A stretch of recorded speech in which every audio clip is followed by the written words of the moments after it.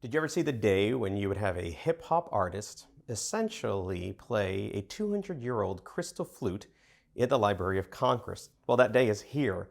What am I talking about? Well, I've got that link and more because I'm Victor Medina, and this is 5 Fact Friday. Hey everybody, welcome back to 5 Fact Friday. This is the only video newsletter hosted by the very best retirement planning firm in Central New Jersey, Medina Law Group and Palante Wealth Advisors.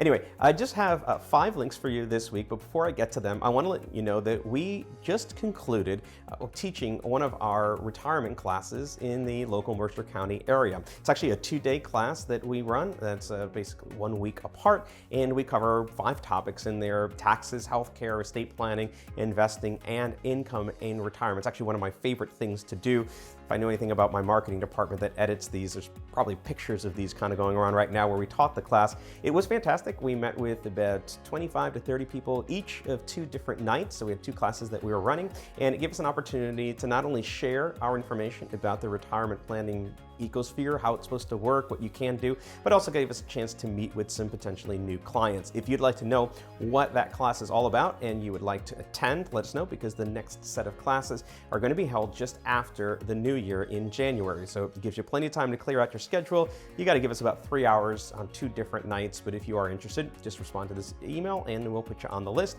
If you know of somebody that might be able to benefit from it, go ahead and let us know and we'll make sure that they get an invitation.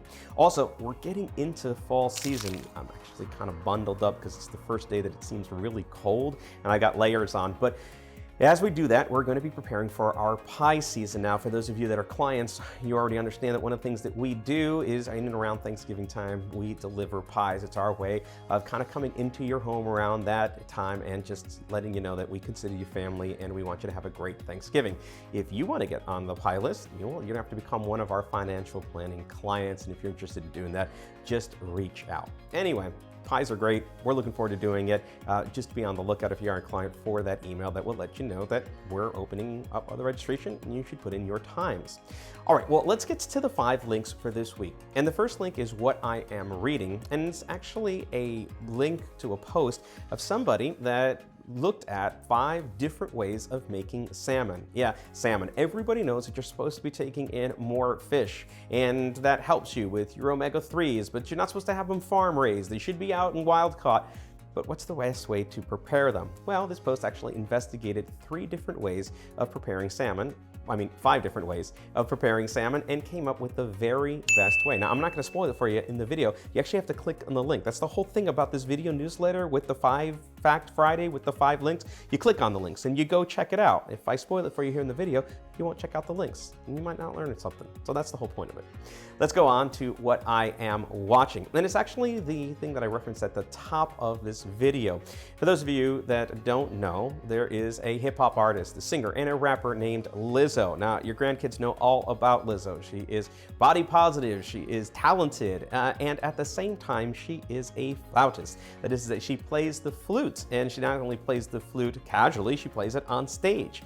Well, recently she had a chance to go visit the Library of Congress, and they gave her James Madison's 200-year-old crystal flute to play. And it's actually, instead of being made of metal, the way most flutes are, this one is made of crystal. It's basically a crystal flute. And she played it out in the open veranda. It's part of an initiative, by the way, of the Library of Congress to go ahead and include a whole music section in what they're doing, but it was also a fun opportunity to see history sort of being made and revisited. 200-year-old flute being played by a current hip-hop artist and played wonderfully. If you'd like to check it out, that's a link to a YouTube clip of a news article of her doing that. The next link is what's new in tech, and actually this is a shout out to my son Aiden, who loves all things related to astronomy and the space program. Turns out that NASA is going and experimenting with a new SLS rocket system to go ahead and visit further and further out, visit the moon, and start to go and explore space. Well, they call it the Artemis program. And I think, if memory serves, Artemis is related to Apollo, which is one of the reasons why we've named it that program, or they named it that program, is because we're going to be revisiting the moon in the same way that the Apollo missions did that. So they have scrapped, I think, 3 different times to try to launch this and check it out. And by the way, one of them for good reasons. It was exactly the same thing that blew up the Challenger, so we wanted to make sure that we had it right.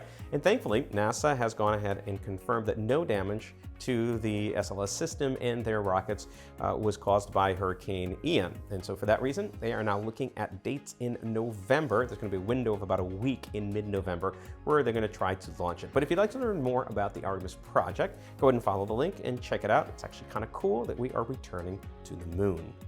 The next link is what's new in legal, and actually is related to estate planning because it is the story of the former owner of the Denver Broncos and the estate planning that he had done to try to create an efficient transfer of the ownership of the club after his death.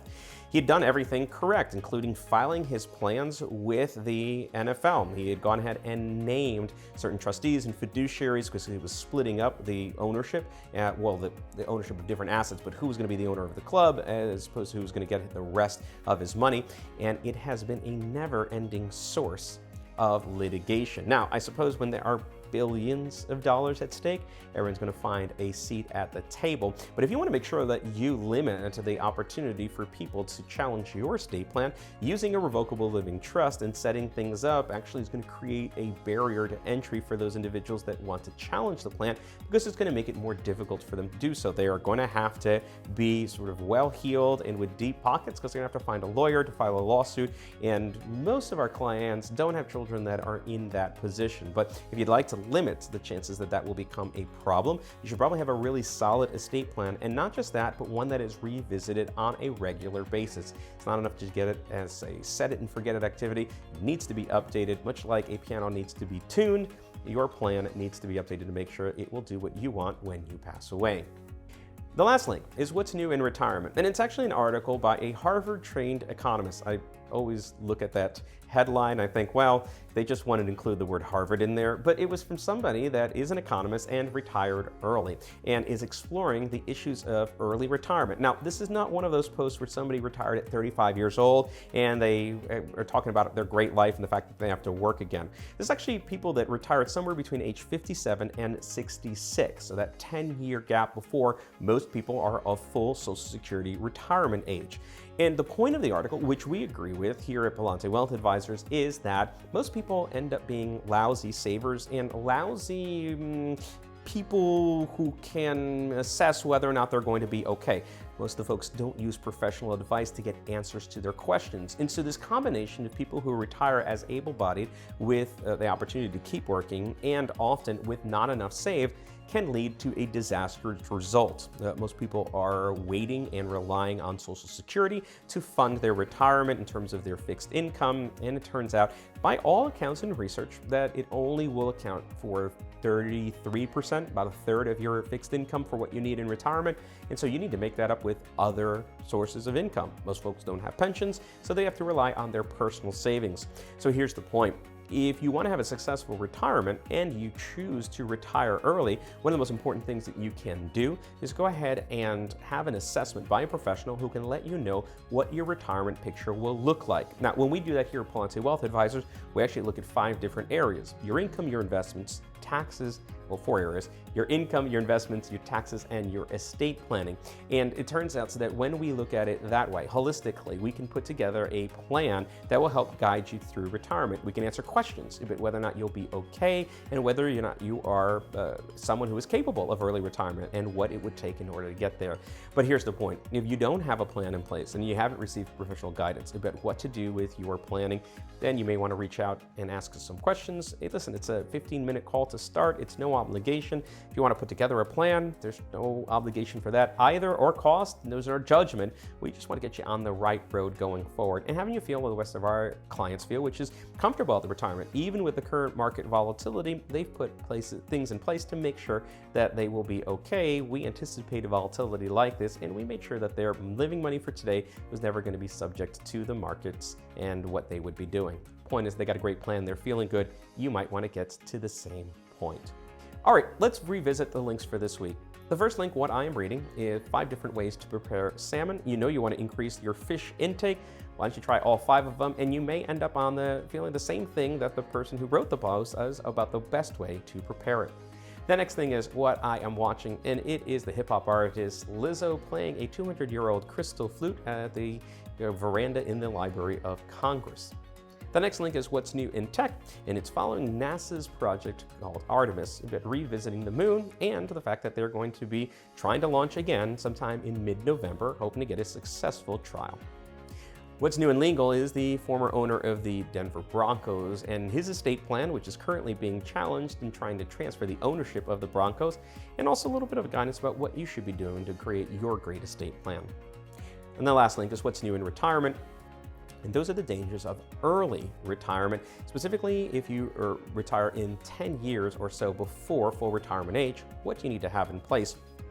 And what I think is you should probably have some professional guidance, and we're here to help you with that.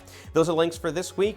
Stay warm. I don't know, it was kind of rainy over the course of the weekend and it was chilly out, and I just wanted to make everybody feel good. So I actually cooked a recipe for French onion soup with a little bit of baguettes and some melted cheese. I'm going to include that as a special bonus link both in the email and here. If you want to check that out, it takes about 3 hours, but it is a fantastic recipe for French onion soup. It's really simple with the ingredients. It isn't much. It just takes some time and patience and a little bit of know-how. Those are links for this week. We'll catch you again in a couple of weeks. See you soon. Bye-bye. Hey everybody, it's Victor Medina. Thanks for watching the video. If you want more great information on legal and retirement planning, make sure you hit the subscribe button so you get notification every time we post something cool.